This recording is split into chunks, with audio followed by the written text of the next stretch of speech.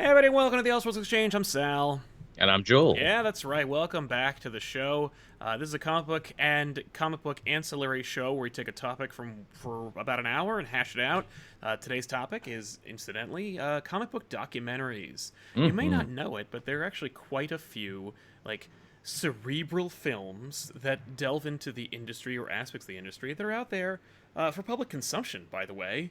Oh yeah, Easy to very public. find. Great topic idea. That was Joel's pick. He was like, "Hey, let's talk about these," and I'm like, "I don't know if I've seen enough of these." And then I realized, like, no, I've actually seen most of these. And I want to talk about not just like the fact that there are comic book documentaries, maybe talk about some of our favorite documentaries, but more where they're going and kind of like the future of the comic book documentary and their hmm impact on the industry itself. I So, like that. yeah, thank you.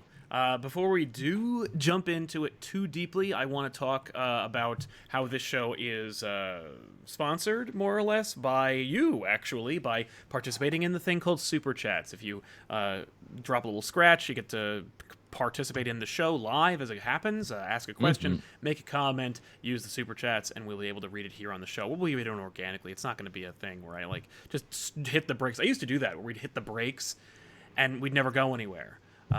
So we try to make it a little bit more organic, but make it more conversational. Like Adam Asamoah here, who's just dropping some bones, helping us out very much. Thank you. Hey. Keith Blackwell just wanted to ask a random question. Do you think Peter Parker would wear Vans or Converse? Oh, I don't know enough about shoes. I'm not enough of a sneakerhead to properly answer this question. I will answer it as a Spider-Man fan and as a shoe connoisseur. I will say that Vans are cheaper than Converse, so he would go with Vans. Peter Because Parker he's would practical. simply go with the cheapest ones. The problem is, though, the investment. Converse are more durable than Vans. Vans fall right the hell apart, as I have experienced. Like, they didn't last me more than 6 months. I'm seeing a whole new side of you, Sal. I had no idea you were so knowledgeable about shoes. I respect I this. used to be a New Balance guy, and so I never like looked back. But then I realized like so many of my peers were wearing like shoes that complemented their outfits, and that they were and I was like, well, I'm not Mister Rogers here. I'm not gonna swap shoes every time I do something different. But Uh, I did have a pair of dress shoes, and so I was like, well, I guess that makes sense. And so I dropped some cash on some Vans. Was a waste of my money because those things fall apart like nobody's business. Plus, then that's you good get to the whole know. Kevin Smith allegory. Kev was very into Vans for a while. Um, It'd be really funny if Spider-Man chose to wear DCs. right? Nowadays, I would assume he would go I think he'd probably go Vans just because they're cheaper, and he's not Mm. like a long-term planner. Like No, never. if he was choosing between the two of them, Converse probably makes the most sense because like they're more durable, even though they cost a little more. But I mean, if I were him, I'd just like ask Reed to whip up a pair of like dark-colored, unstable molecule sneakers. Absolutely. So that's what I would do. I feel like this is a topic in and of itself now. What consumer products would our favorite heroes use and Yeah, why? exactly. And as if Sayed helping us out. Thank you very much. As if. So yeah, jumping into them. We want to talk a little bit about comic book documentaries. It's funny. I was in preparation for this show. I was taking a look at the Robert Kirkman's Secret History of Comics, which Mm, isn't so much a movie as it is a series. yes, and one of the newer ones too. This is only from 2017. That's right. By the way, Joel, you made a observation about any of the ones we're going to mention. They're all pretty much available for you right now. Yep, Just go on YouTube and look up these names, and you'll be able to find them. yep. Oh yeah, and Kind of amazing. it's worth your time. It's worth a Google. Yeah, right. Well, not even just when you're done with this episode, just type it into the search bar. Boom, you're ready to go. hmm Um, but yeah, it's as I understand it, well, 6-part documentary, I guess, or a series. Um, it's funny. The first episode that I caught was like the kind of like the history of the Stanley Jack Kirby rivalry. Yeah. And for me, I'm like, what does it do with Robert Kirkman? Like, is it just Kirkman producing the show? Is it Kirkman like It's he's lended his name to it and his clout. He doesn't actually show up in it. I mean, I think he shows up a little in some of them, but no, it's not like he's hosting it or anything. It's just his name attached to it, which, geez, that goes to show how much Walking Dead money and clout he has that he can just attach his name to it. Yeah, right. He's like a Broken Lizard or a National Lampoon. I would go with National Lampoon over Broken Lizard just because Broken Lizard not so much a really strong brand. I mean, they used it like it was a thing. Like, I remember when Super Troopers came out and they were like, Broken Lizard's Super Trooper. I'm like, okay, I don't know what either of those things are. And, you know, the more of those movies like Club Dread and Slam and Salmon came out, I'm like, okay, you may want to just retire that name, because, like, letting people know that that's who made these movies is only going to be an indicator that it's probably going to suck. What I like about Kirkman lending his name to this, and I think it's something no one actually talked about when these are coming out, and that is, oh wow, Kirkman is independently wealthy in the comic book industry. He's not beholden to Marvel or DC, so when he talks about these things, this documentary series doesn't have to, be biased one way or another and try and make one company look better than the other. And I think that's something truly unique about this, because all the other ones, you kind of know who was putting up the money for this or who they didn't want to tick off. Oh, you mean Disney legend Stan Lee and what any documentary about Stan and Jack might be? They're both, by the way, quote unquote Disney legends now. Which, They by the sure way, are. they're not like the Disney legend moniker isn't like they've always been working for Disney and they're always been above. No, it's just it's a title. Yeah. You know, like anyone who creates something for Disney that is like influential or important, or is acquired by Disney, they get they get that title. So if I worked for Maker back in the day and made a really good YouTube video, could I be a Disney legend? Right? Probably not. Probably not. Thanks for the honesty, Sal. I appreciate that. No. I don't think PewDiePie is a Disney legend, and he started out with Maker too. That's true. And he would be if anyone was. Yeah. So yeah, but it's funny because Robert Kirkman's Secret History of Comics, the first episode is about Stan and Jack basically forming Marvel Comics and the humble beginnings thereof. And this will kind of like, we're going to talk about a little bit about like what makes of a documentary and what the subject matters can be about and what we kind of look for in these documentaries. With this one, obviously not a movie, it's a series, so like they can really like get into it a little bit more specifically. They can take one topic, hash it out for like half an hour to an hour. They get a lot of like pundits and personalities. Sure do. They ask them a lot of questions about it, and then they kind of like hand select what elements they want to use to kind of promote their narrative. Incidentally, like you said, you know, Kirkman has no vested interest in like preserving the integrity of the Stan and Jack relationship or making Stan or Jack look better than the other. And certainly there are enough people within the documentary and of course within the industry to work for both sides, which they do. Oh yeah. If you watch it, it's actually kind of fascinating to see like who is absolutely like on Team Jack and who's on Team Stan. Everyone has their camp. Or at the very least, who is like kind of like, I don't really know. I've always kind of just assumed it was Stan, you know, like, or Jack. But the personalities they got in there are pretty interesting. The ones that are most telling are the ones who were there. Yeah. Like Jim Shooter's there, and he's talking about how like he saw Stan and Jack at a function. This is going back a few years, but not like as many years as you think. Like it wasn't in the 70s; it was more like in the 90s or the 2000s, where he talks about this encounter where like Jack Kirby was invited. It must have been the early 90s because Jack Kirby passed away in 97. So. But anyway, in the 90s or 80s, where like Stan and Jack were both clandestinely at this function that Shooter invited them both to, and Stan like embraced him, chatted with him, and then invited him to like work together on something. A story I had never heard of. No, and Jack's wife being like "F no," and they left. Not Jack Kirby saying no, Jack's wife saying no, and then the two of them just kind of like leaving the party. The woman whose personality would be the basis for Big Barda, for those who are wondering. Which, makes sense. It was really telling, and by the way, some of these documentaries are fantastic for giving you insights, not just into the industry, but insights into, like, ghosts from the past. There's a great story in there about how about how Jack was being interviewed on the radio on a New York show, and then Stanley called into the radio show like he would do, right? And the two of them would like hash it out, kind of, and it's fascinating to hear. And I like, you know, from that I would follow to like get the actual transcription, or at the very least listen to the whole thing, because it's way more interesting to hear these two talk to each other, because you could tell they hadn't for years. Oh yeah. And I think Stan, you know, being a businessman, whereas Jack was more of like an artist. Oh yeah. and not to disparage one or the other, by the way. I'm just saying, You need both those things to succeed. well, yeah, and we'll segue that into another episode, another series that I saw recently, or saw years ago, and then reminded myself of recently, that says that whole thing, that embodies that whole concept.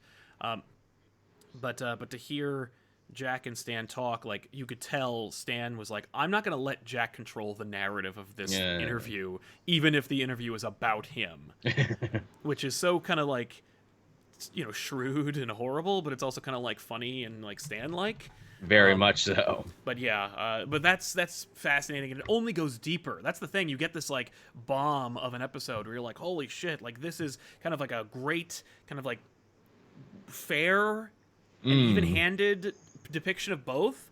Oh yeah. And now we'll go into further discussion, and it's and from those you get a lot of really interesting stuff. There's several other ones in this series that I quite enjoyed. City of Heroes, which was the 4th episode, doesn't actually talk about the game City of Heroes. It talks about Marvel's connection to New York and, how 9/11 changed a lot of stories and everything. That I thought was a really good one because I feel not a lot of people really talk about that, how Marvel was born in New York and how it's always been about New York. Yeah. Now, it's funny because, like, being from Jersey and having family who are all from New York, I knew that growing up, and what I learned much later on in life was like, that's not how the rest of the world operates. That for a lot of people, like, they'll never get to go see the Ghostbusters firehouse. They'll never walk Bleecker Street, and this was kind of like a world that I was intimately familiar with and took great, kind of like advantage of. But this documentary, or that episode in particular, does a great job of distilling, like, it is intrinsically New York. It's why, like, when DC left and went to Burbank, people were, like, talking about, like, will Marvel do that too? And like, how will that change everything? God, I hope not. I mean, Marvel, it's funny, Marvel and Marvel Studios couldn't be more disparate and different. No, really not, yeah. And it's funny, because, like, the best way to kind of, like, think about it is in terms of like this. Like, Marvel Studios is like Iron Man's house in the movie, where it's like, oh, it's glitz and glamour, it's pretty, it's warm, it's California. Marvel Comics is Peter Parker. I'm in the mud, I'm in the dirt. It's cheap. Like, it's raining. If you've ever been to Marvel Comics, which I have, it is not as glamorous as you might imagine. No, one it really of the isn't. top publishers in comics would or should be. Like, I've actually been to a couple of publishers in New York, and I've been to one. Yeah, we were at the same one. Yeah, and that one was smaller. Oh yeah. Than Marvel, but like, I imagine that Marvel doesn't look too dissimilar. The only assumption I make is that there are fewer comics at Marvel Comics than there are at like other publishers. But yeah, it's just interesting to see like that whole like a segment of that show being dedicated to like this identity that you like really don't think about unless you're either like part of it or you're outside of it. Yeah, totally.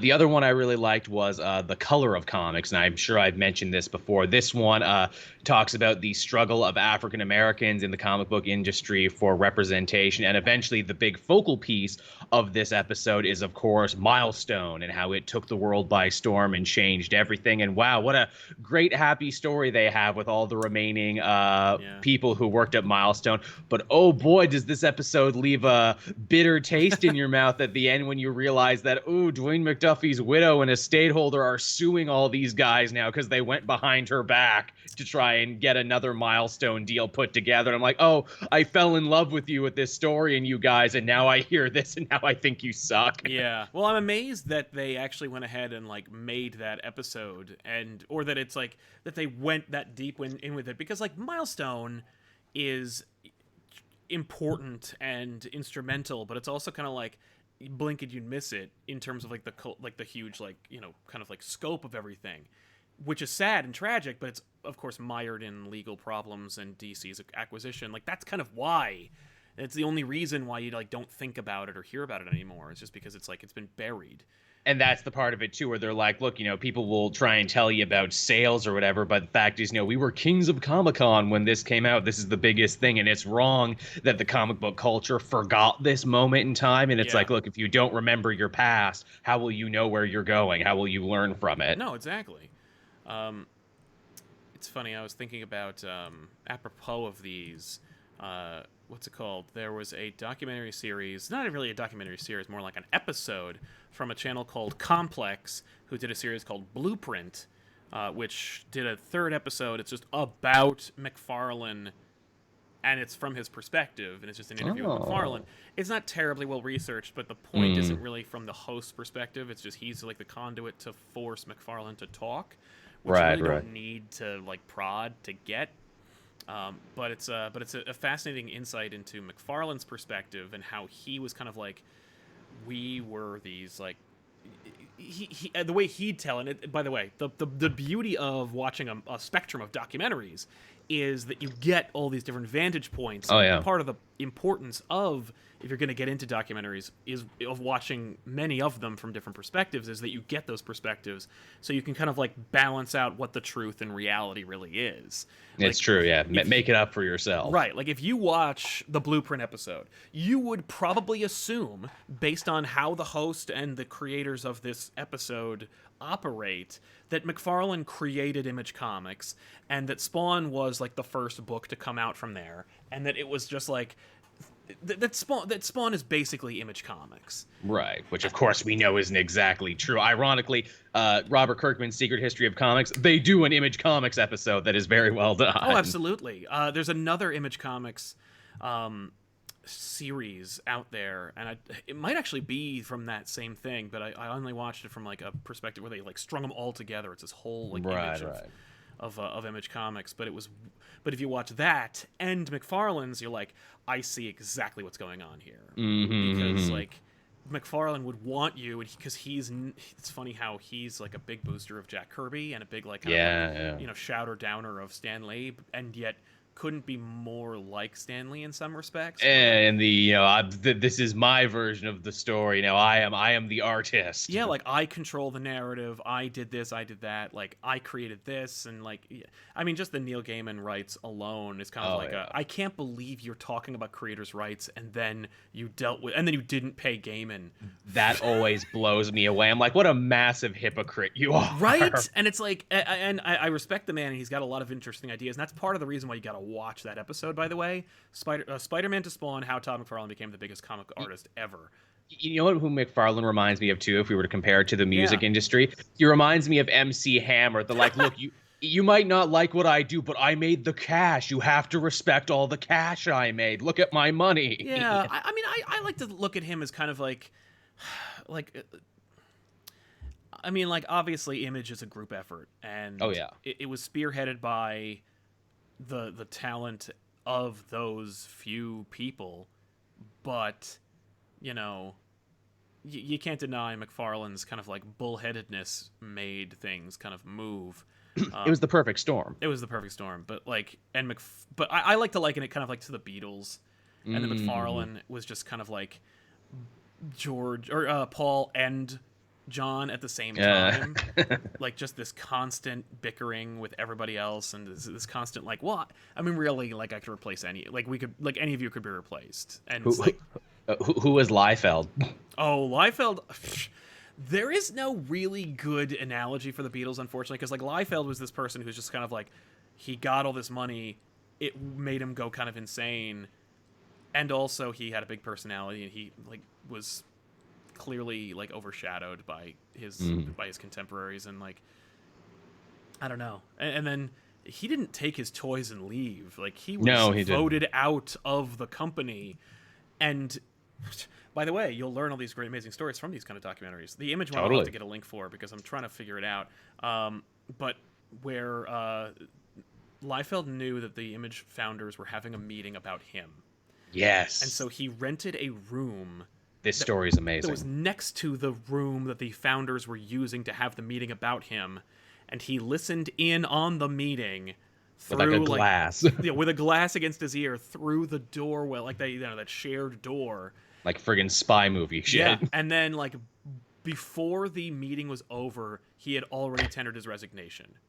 So it's like, you can't fire me, I quit. Yeah, but an amazing story, and you get more of that from there. But anyway, that's the kind God, of I wish I quit like that. Yeah, well, you need to know like how that, you need to get that kind of information first. There's a documentary that I saw years ago, and it's not really a documentary so much as it is kind of like a fun little series. Like, I don't even know what the hell to call it, but do you remember Stan Lee's Mutants, Monsters, and Marvels? Yes. It was a little like, I remember it came out on VHS. That's how old it is. Oh, wow. Where Kevin Smith kind of spearheaded this whole, like, I want to interview Stan Lee and talk to him about, like, all his contributions at Marvel, like right now, because I'm in my 30s, and I imagine that anyone older than me is going to die and keel over at any moment. So I got to get it all on film, like, right now. And it's a really... talk about perspectives. Like, you should watch the Robert Kirkman, like, episode, and then watch, or before that, watch Stan Lee's Mutants, Monsters, and Marvels. And I might watch the Marvels one first, and then the Kirkman one afterwards. Because it's a hell of a picture. Yeah, because you're getting this, like, this image of, like, the guy himself talking about it from a perspective of time and without any detractors or argument. Yeah. And so, you get like kind of like his version of reality, and then you get to see like other people's version of reality, and you can kind of like see where the Venn diagrams intersect and go like, oh, I think that's kind of closer to the truth. That's sweet. It's the version you get to do when you've outlived all your contemporaries and all your detractors and everything else. Yeah. Well, but even then, like, it's funny how Stan was able to kind of like manipulate the narrative well before his passing. So that when he was in a position that he was in before he passed, he didn't have to do damage control. He was literally just kind of like resting on it. He had enough trouble as it was, but like he wasn't like fighting tooth and nail against the Kirby estate or the Ditko estate or like dealing with like douchey reporters, like asking a 95-year-old man like what he did in 1975. It's literally just like Stan worked. He was a workhorse who controlled his own narrative, and so that he could, benefit from it in his golden years. What was the one, again, another Stan Lee documentary? It came out, I think it was the last one they did on him before his passing. And like they actually like followed him home. It was the first time I'd ever actually heard his wife talk. And I'm like, oh, his wife is British. His wife is the real Peggy Carter. Okay. Oh yeah. yeah. And also the visual inspiration for Gwen Stacy when Gwen first appeared on the page. He told, I think it was Ramita, he said like draw Joan. Or that's nice. Is it Joan? Now I have to check it out. I'm pretty sure it is. But yeah. You learn all this fun stuff. Oh man, the Stan Lee thing reminded me. Do you remember that great Bill Finger documentary that came out like just a couple of years ago? That's right. I feel that one's gotten buried, which is sad because that was the history of Bill Finger doing so much only to get buried. I can't believe that took so long to come out. And that it's such this ultimate vindication. Oh yeah, no. Well, I've been hearing about Bill Finger and his importance and contribution to Batman and comics. I think I started hearing about it in the 90s.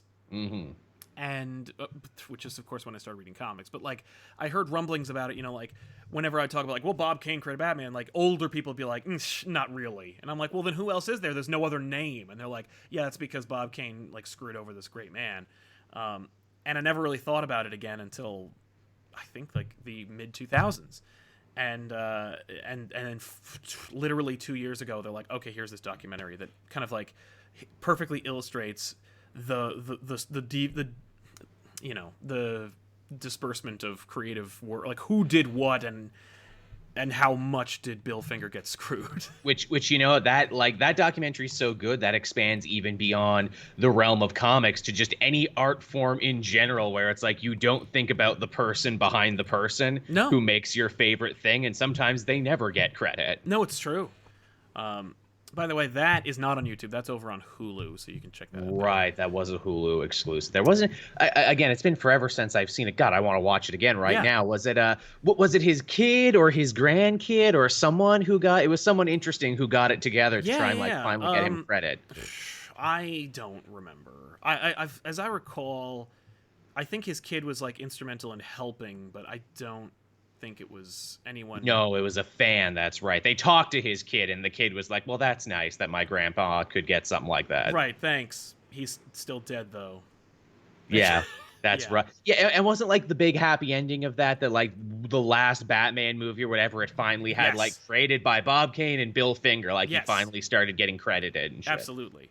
Well, and apparently also it was like, it was more that it wasn't so much that it was like it wasn't like Nimoy's documentary, which I think was about, no, was it, Gene Roddenberry had a documentary that his son made. Yes, that's right. I saw that one too. Yeah, that's a good one. It is. But this one was more like there was a book that was written about him, about Bill Finger, that is, like 5 years earlier. And so the documentarians were like, oh, we should make this. Right. And then like, yeah, because of the book in 2012, then the comic company decided to do something about it in 2015, and then 2017 we got the movie. And that's why I was like, by the time we got to the movie, I'm like, well, I mean, like, I think we've kind of said all we need to say, but the documentary is actually a really great 92-minute distillation of what the whole thing's about. Very much so. And also just a lot of footage and like recordings that you've never heard or seen before of Bob Kane and of everyone else involved Absolutely. in DC at that time. Yeah. I wish we had a list of all these in the description. I'm sorry I don't, but like, just write them all down. Yeah, really. You can listen to this back later. These are all really good ones. Yeah. There is one that I need to talk about because, like, speaking of people who are their own hype man and people who like kind of like control their own narrative, you recommended this one, Grant Morrison Talking with Gods. Ah, yes, of course. I think the person who made this also did Inside the Mind of Alan Moore. This was kind of like a twofer. Ah, I see. See, I don't like the Alan Moore one as much as I like the Morrison one, because really, just, dude, Morrison's so cosmic, man. I could listen to him talk forever, man. Yeah. Grant Morrison is captivating and interesting and insightful. Mm-hmm. This is a documentary about Grant Morrison. Yes. I don't really care, and I was actually kind of like amazed at how like demystifying it was for me. Like really? It's a great, if you like love Grant Morrison, you're probably gonna enjoy this documentary. But like if you're kind of like critical of him in any way, you're gonna be like, oh. Yeah, it's basically everything you think, where it's like, hey, my parents were spies for peace. They were big in the Scottish anti-war movement. Oh, I got sick one time with a really bad fever and read comic books. And I did a lot of drugs in my adult life. And I saw the gods and they told me how the universe worked, but I forgot and I had to write it down. Well, the insight into, for me, was that Grant Morrison was a kid whose dad was fiercely politically active and like inappropriately used his son to further his political agenda. His parents got divorced and that messed him up big time. He went to an all-boys school as a raging hormonal teenager and it made him crazy. And he didn't do any drugs or do anything at this point, by the way. He literally just liked to draw and like and write and talk about comics because his mom encouraged him to read them. And then like much later he decided to like try magic. Yep. And not like close-up magic. Like he lit some candles instead of, prayer, and then went to sleep. And when he awoke, there was like a portal in front of him, and like the blackness of the universe filled into the folds of his brain. Like, okay.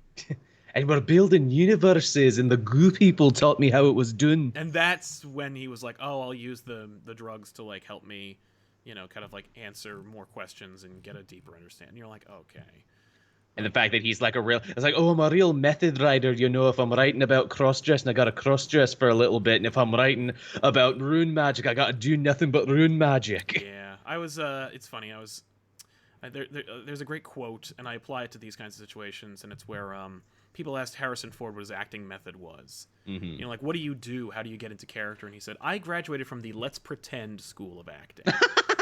Where it's like, that's good. I don't care about that. I don't do like, I don't need to know what it's like to be high, to write about being high. I remember, what was it? This is just a tangent, but like when John Travolta was playing Vincent Vega, and he wanted to know what it was like to be high on heroin but not ruin his life. And so he inquired, and they said, like, it's like getting totally drunk, like plaster drunk on tequila and sitting in a warm pool, which he then did.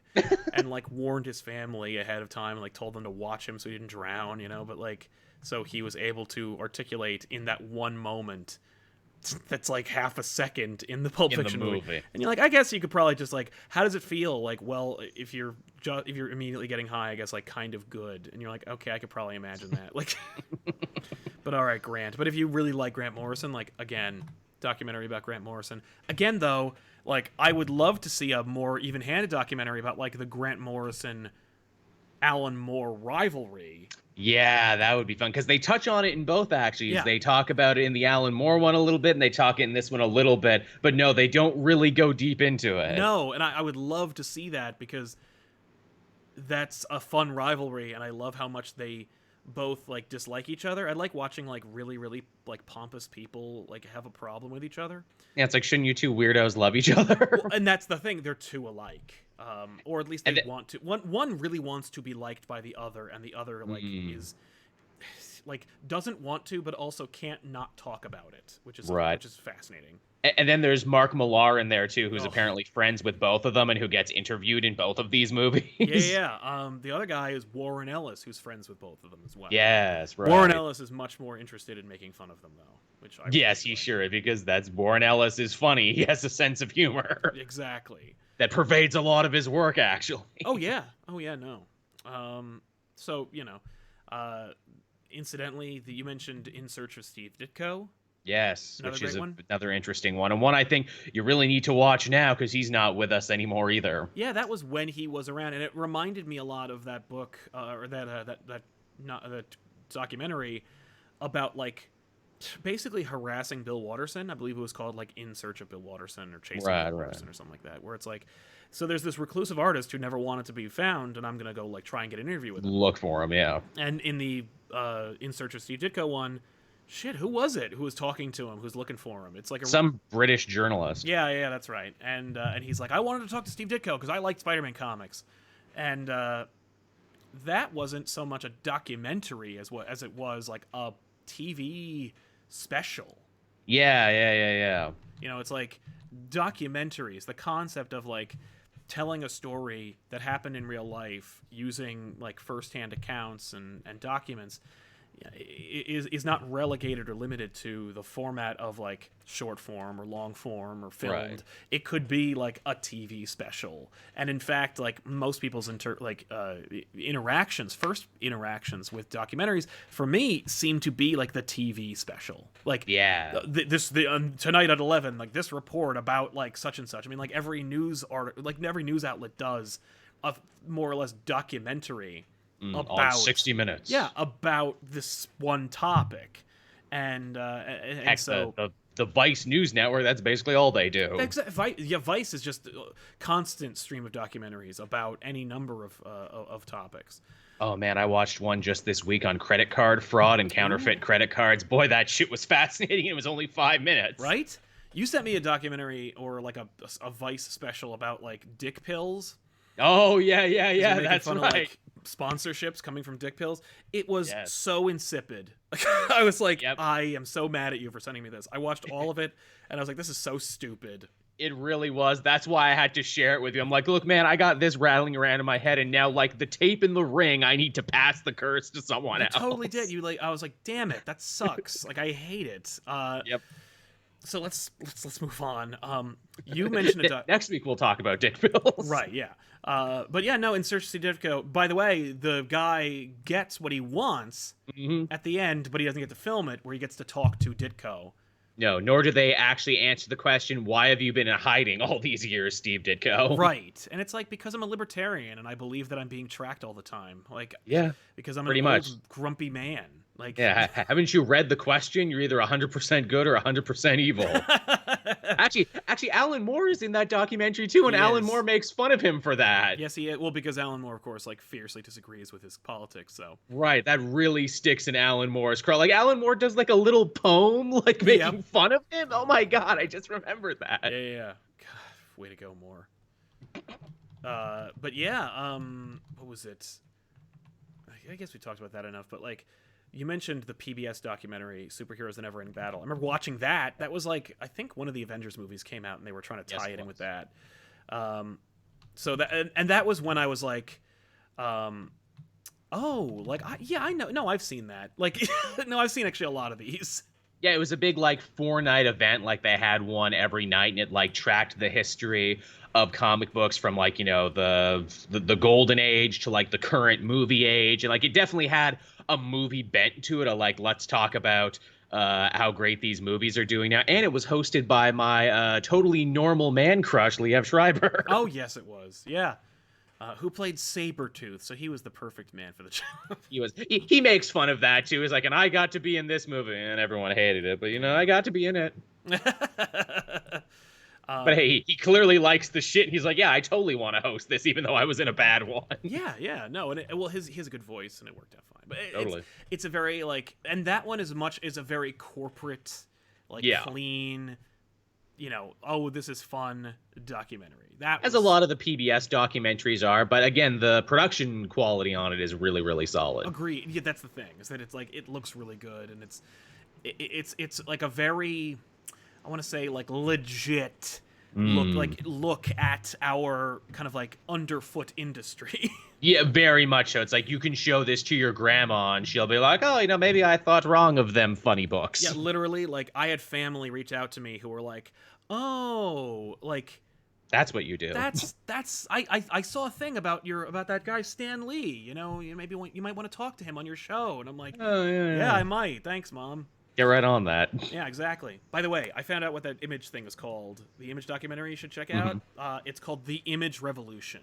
Sounds good. It was made in 2014. It is fascinating. It's got like rare video clips. It's the story about, it has that story about Rob Liefeld. It's fantastic, and it gives you a more like, oh, I see what McFarlane was all about. Okay. Has Valiant ever had a documentary about them? I feel like we're at the point now they've been around long enough and had enough history. Valiant actually had a Reading Rainbow special about them. Did they really? That's awesome. Yeah, LeVar Burton goes to Valiant. They pretend like that company worked on comics the way they did. There was like a meeting about like what they should do in the latest issue of Turok or whatever, and it was so fake and fun. And like the artists were in the were at Valiant like drawing their comics. I'm like, get the hell out of here! But it was fun. But you know what? It was a really like cute, 80s, 90s version of like, hey, let's normalize comics. And who wanted to talk to us and let us into their studio? Valiant. Valiant did. So check that out. It's interesting. That sounds cute. I do like that. Again, YouTube. But yeah. By the way, the Image Revolution you can get on YouTube. You have to buy it, but like I'm sure if you were to look, you could find it. But it's called the Image Revolution. It's $3 if you want to buy it on YouTube Movies. But yeah, no, Valiant has not, and I've talked to them about it, and man, okay, I can talk about this. The old guard isn't there anymore. I pitched. If you watch this channel, you've seen that we're friends with the guys over at Comic Book Men. What was Comic Book Men? It was a show on AMC that Kevin Smith spearheaded about Kevin's friends running a comic book store. I remember. Yeah, I'm friends with those guys, and we've worked together on a number of projects, and I know the guys who are on the production level of that show.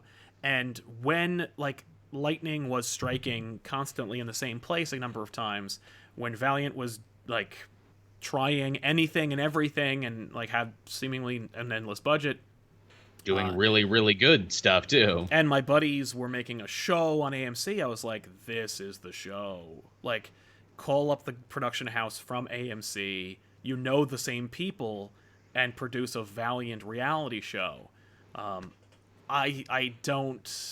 We got to the point where they were like, could you make the show instead?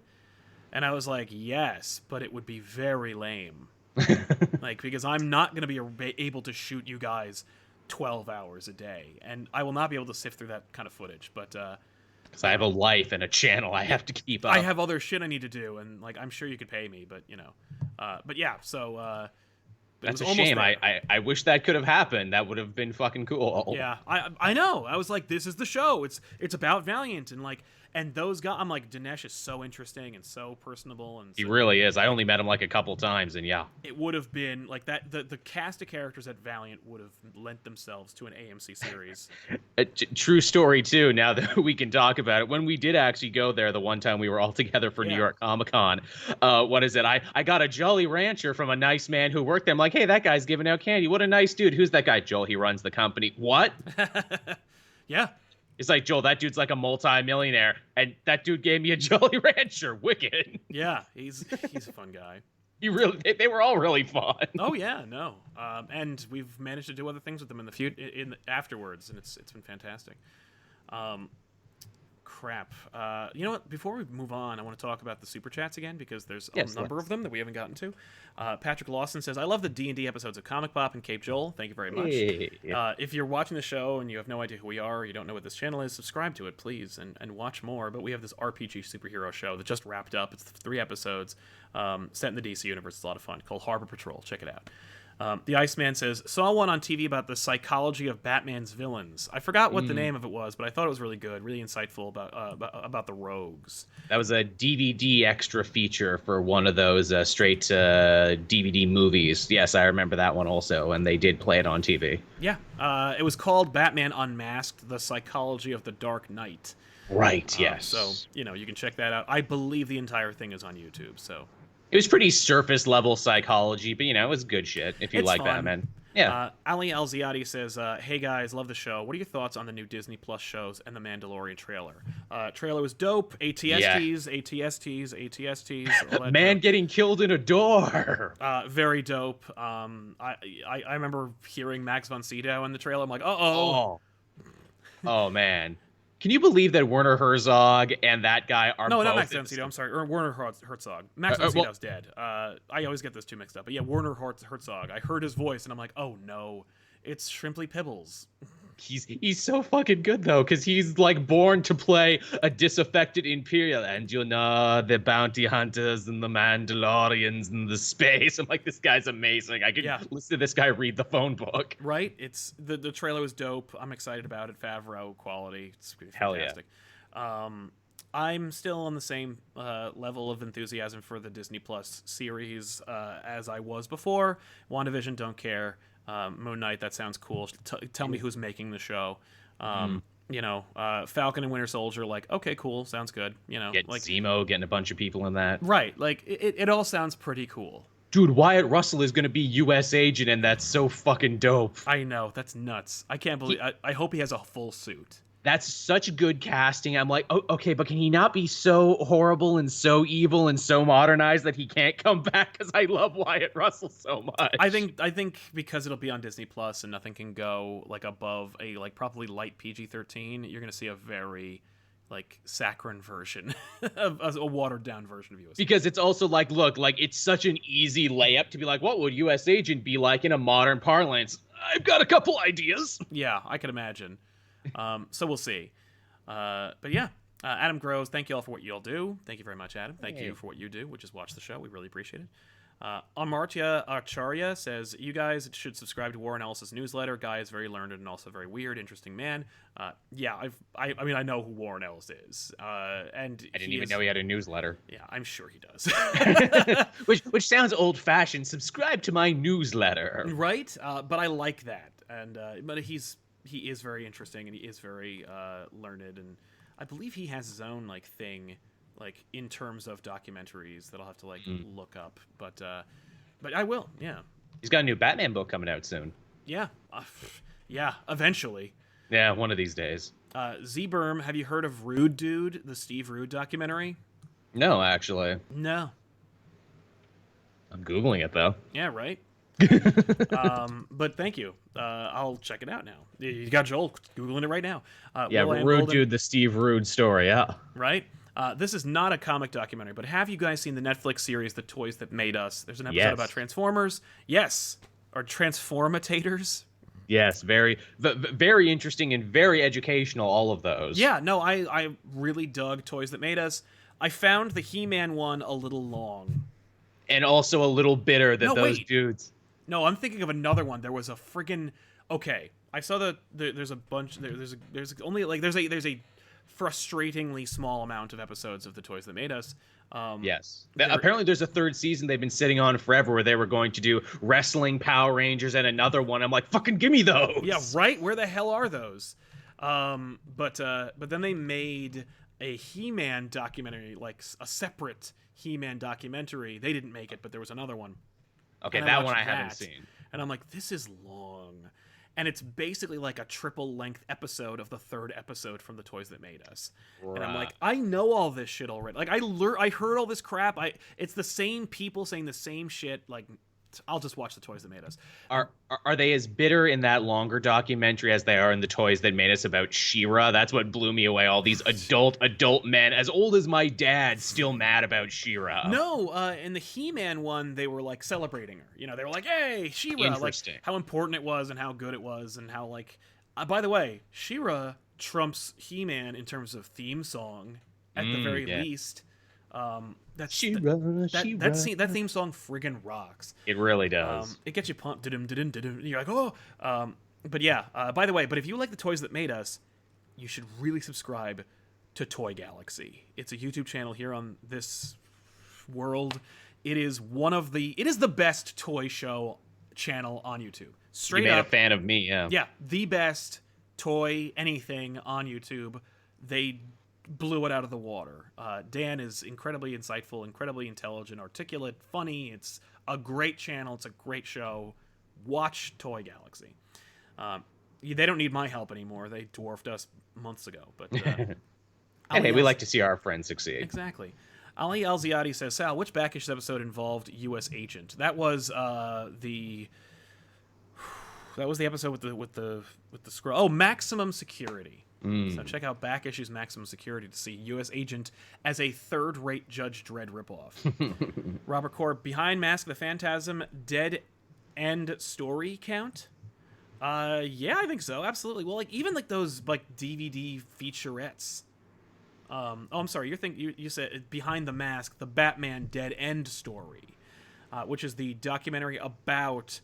If you've never seen it, there's a fan film called Batman Dead End, in which Batman fights, I think it's the kid from Family Ties, and as the Joker, a Predator, and an alien.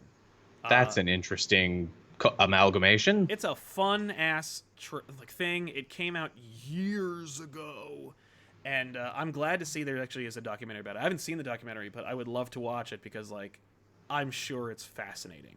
What was the documentary, now that we're talking about fan films? They did one about, like, all the Indiana Jones fan films and all the Star Wars fan films. What was that one called? I don't know. It was really good. Like, I remember I got that at, like, Blockbuster, like, during the waning days of that. And I'm like, oh, I had no idea there was a whole, like, community of fan films. Right? I don't know. It was really educational. Yeah, that's cool. Yeah. Yeah, because fan films are a whole other thing. So we'll get into those in the future. And Tevye says, I recently saw Shazam doc on the DC Universe app, and it was good. Yeah. DC Universe, by the way, has, not to, like, plug them or anything, but, like, they have, like, a lot of, like, neat stuff on there if you, like, dig through the app. They should do more documentary stuff on that app. They should at the very least take every documentary they've made and throw that on there. I think that Batman Villains one is on there. As it should. Yeah. You mentioned another documentary in here called The Death and Return of Superman. Are you talking about the Jon Schnepp movie? Yes. Okay. The Jon Schnepp documentary about the death and return, or Superman, the death of Superman Lives. It's a movie about a failed attempt to make a reboot Superman movie. A fascinating failed attempt. Yes, and it's been the subject of a lot of people's, like, kind of curiosity forever. I hope they make another one of Justice League Mortal. Oh, tell me about it. Wouldn't that be great? I would, at the very least, I want George Reeves I always get him and the guy who played Superman, George. I know, Reeves isn't that mixed up. And confusing? I don't want to say that wrong, but yeah, the Justice League Mortal. I want a big, gorgeous coffee table book of all the shit from Justice League Mortal, just like because they were ready to go with it, and then Right. they just didn't. just the script with like notes, you know, like maybe like if Armie Hammer wants to like drop off like his script with like all of his little like notes and stuff, like just, but yeah, because Armie Hammer was Batman. Yes. Was he? Yeah, that's right. But you know, like scripts, notes, publicity photos, behind the scenes images, you know, testimonials, just the works. But I'll take a documentary on that as well.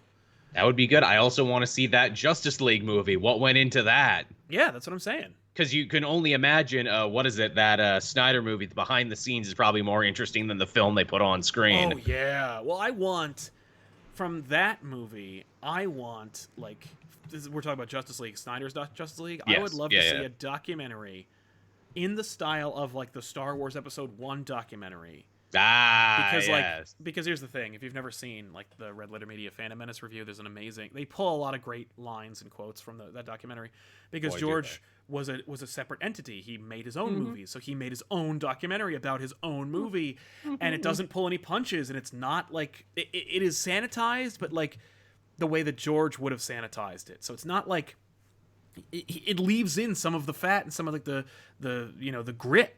And might have gone too far in a couple of places. Right, like you watch how like baffled and horrified McCullum and Lucas and Ben Burtt are after seeing the final cut of this movie, and they're like, "What have we done?"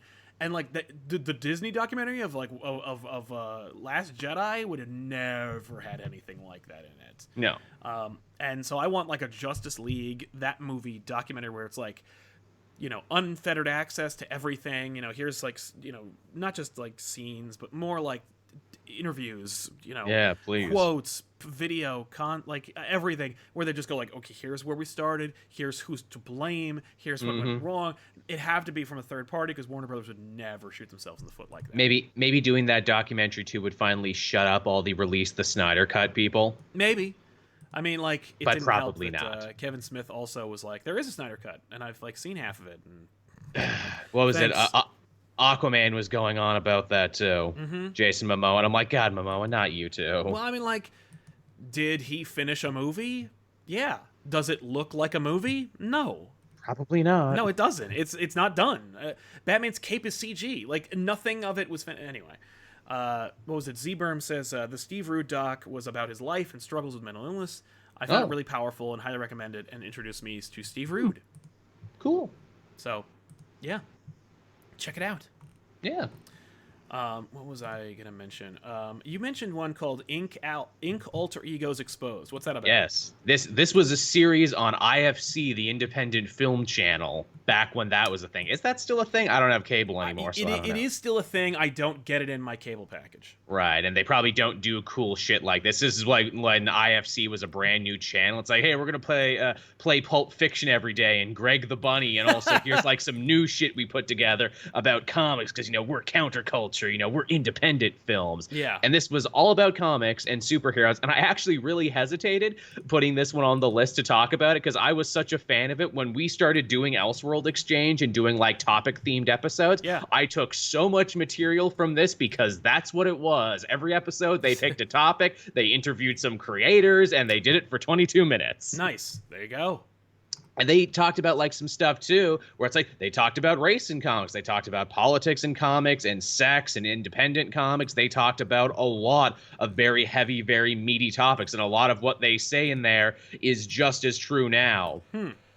Like, it really, really holds up these things. And, you know, they interview like a little of everybody. I think they talked to Tom DeFalco, they talked to Shooter, they talked to a bunch of different people. They had a lot of access to some cool people. Nice. I'll check. They talked to the Love and Rockets guy a bunch. Oh, cool. Yeah. Yeah, I've never seen it, so I can't speak to it, unfortunately. But that sounds fun. They what is it too? They talk about oh god, they talk to Judd Winnick quite a lot in it, and he talks about the guy he met on The Real World who contracted AIDS, who he eventually wrote a comic about his life, and how that also inspired him to have Mia Dearden in Green Arrow be a character with HIV. Oh, cool. That's great. Yeah, and we get to like actually meet the guy and see some footage and everything. I'm like, oh wow, this is really good. Yeah. Yeah. By the way, sidestepping this a little bit, if you did like Warren Ellis, there is a Warren Ellis documentary called Warren Ellis Captured Ghosts. Oh. Whole thing's on YouTube, by the way, thanks to Sequart TV. Does he actually capture ghosts? I don't think he's a Ghostbuster. I think it's more that he... it's metaphorical. Right. But yeah, I mean, I hate paranormal shows, but I would happily watch Warren Ellis going around trying to bust some ghosts. Yeah. Similarly, Neil Gaiman has one called Dream Dangerously. So that's awesome. I feel like I must have seen that one at some point. Right? That one is not available. You can get that on Amazon, I think. But yeah. We didn't really get a chance to... Oh, so go ahead. I was going to say, just Gaiman, yet another guy you could just listen talk forever. Gaiman is so great. Well, because he's a storyteller and he loves stories themselves, so it's great to hear him talk. But yeah, that Death of Superman Lives What Happened movie from Schnepp, interesting, fascinating, and kind of impressive. Like, for me, I remember seeing it and being like, how did... Like... One guy. How did he get... to go to Tim Burton's house, to his creepy Addams Family mansion, and sit down and just talk to him in his throne and everything. Yeah, and talk to him about like something that he never really worked on or made. And that they were so willing to talk to him too and be like, yeah, that's the Hollywood system, man. Yeah, like I believe you could get Kev to talk about it because he made a living doing that for a little while. But like, yeah, it's kind of amazing and inspirational a little bit, where you're like, wow, check out like what Jon Schnepp was able to do. And making it about like the fan community as well, because like it opens up at Comic-Con. He's just interviewing people at Comic-Con. He talks to Jimmy Palmiotti in the first couple minutes. Right. About Superman. What I like about that movie too is it's so good in the way that I think it really exposes a terrible truth about Superman in movies, and that is you will probably never make another Superman movie like the Reeves one that pleases everyone, because everyone has such radically different ideas about what Superman should be and what he represents, and you're probably never going to get the version you want. Almost certainly. that's really depressing. Who's the guy they talked to? The producer, Wild Wild West? Yes. Jon Peters. Oh my God, the stuff they get with Jon Peters, it's like, because Kevin Smith told the story forever about how crazy he was and how he wanted giant spiders and what a maniac he is. He's even crazier here defending the crazy shit he said. I mean, I think he was like, Barbara Streisand's hairdresser, and he was illiterate. Yes. And her husband for a little bit, and he's been to jail. Right. I love finding out that he was illiterate. Yeah. When you hear the Kevin Smith story again. You got to read it for me so I can read it to me. Go. Like, that was all just a smokescreen to hide the fact that he can't friggin' read. Like, but he can dress hair, and he can fight, apparently, because he endlessly talks about being a street guy and how many fights he's been in. There's another thing. It's really short. Look for it. Jon Peters Animated. It's a series. It was an animation channel where they talk to celebrities and they do little animated portions of their life. John DiMaggio did one. Sarah Silverman did one. They do one about Jon Peters where he talks about his life from like his youth to marrying Streisand. And, like, none of it sounds real, but it's so fucking fascinating. It's like, yeah, I was a street kid. I went to jail, but then I started, like, doing strippers' hair in L.A., and I got really popular. And, one time I almost got into a fight with Charlie Manson because he showed up to a party naked. And I'm like, I don't believe a word you're saying, but please keep talking. Right, exactly. I just want to see when you're going to stop. Yeah, really. I'm just like this. Like, I imagine if the story kept going, he would have been like, yeah, and then I raced around the world in 80 days. Yeah, this is the kind of thing you get a lot of insights into some of your favorite or not so favorite creators. There's a documentary from I remember my comic book retailer recommending this to me, and I guess it was in the late 90s, and I was like, I don't know, man. Like, I couldn't even get a hand on it because I never went to any Comic Cons, and they didn't have it in many of my video stores. It was a 89 documentary called Comic Book Confidential.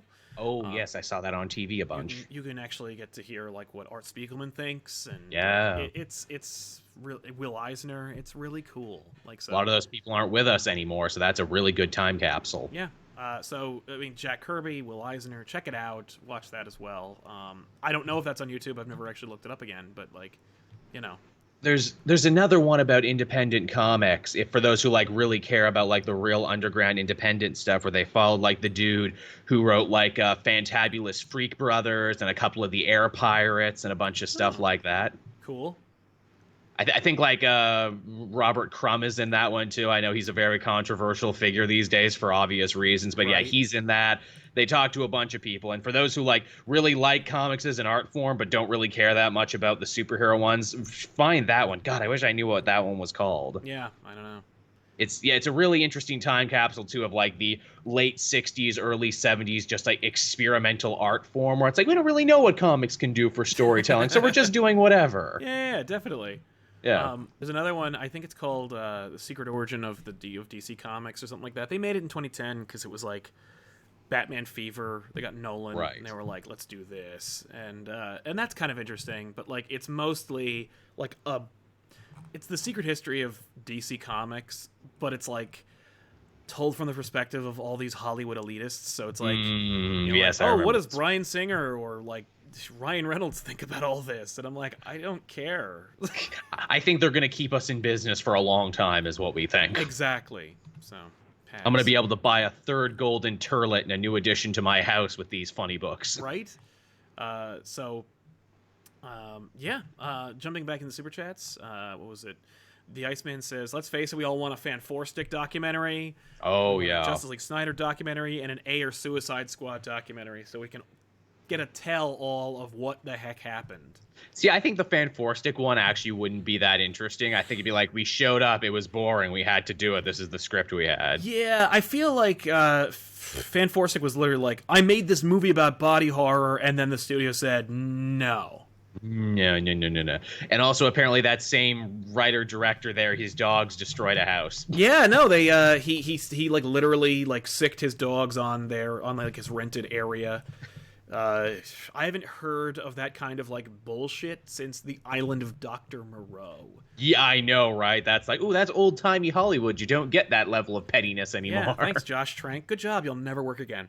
No, and he hasn't. He hasn't done anything in forever since that, has he? Z-Berm, surprised you haven't mentioned Comic Book Confidential. Enjoy. And Joshua Wright says, saw Death of Superman Lives at Molten Fest. Schnepp's widow introed it and talked about the struggles making it. Just the making of the doc is inspiring. I'd love to see that. Because, like, I saw that doc. It's fine. But, like, I would love to see the work that went into it. I mean, like, they have probably 1,000 hours of footage from, like...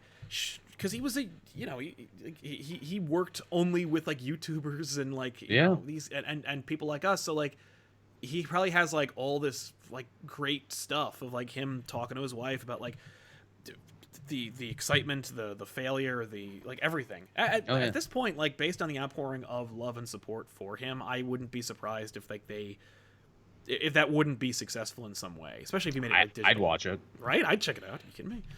I mean, I think that's why I like that documentary as much as I do, even just outside, you know, the footage they uncover and the people they talk to. It's like, wow, a dude like me made this. Right, yeah. Like, that's kind of inspirational, yeah. He's about my height and my build, too. He was an interesting guy. Mm-hmm. And had a lot of friends.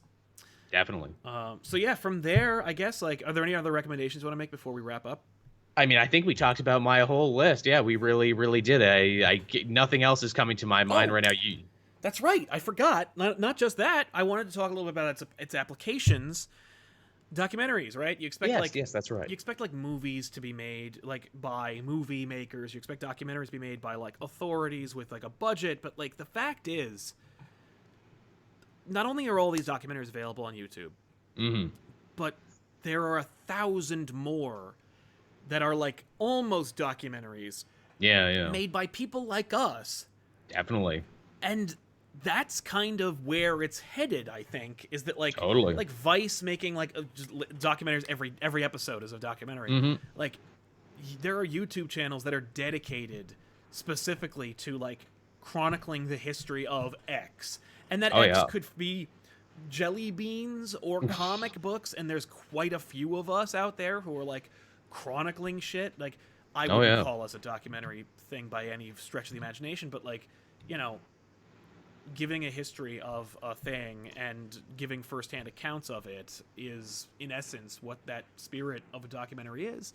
Oh yeah. And there are so many of those people that we know and work with who Oh, are, totally. who are doing that. The closest thing to a documentary we ever made was our History of Spider-Man's Girlfriends video, which I felt like really good about making.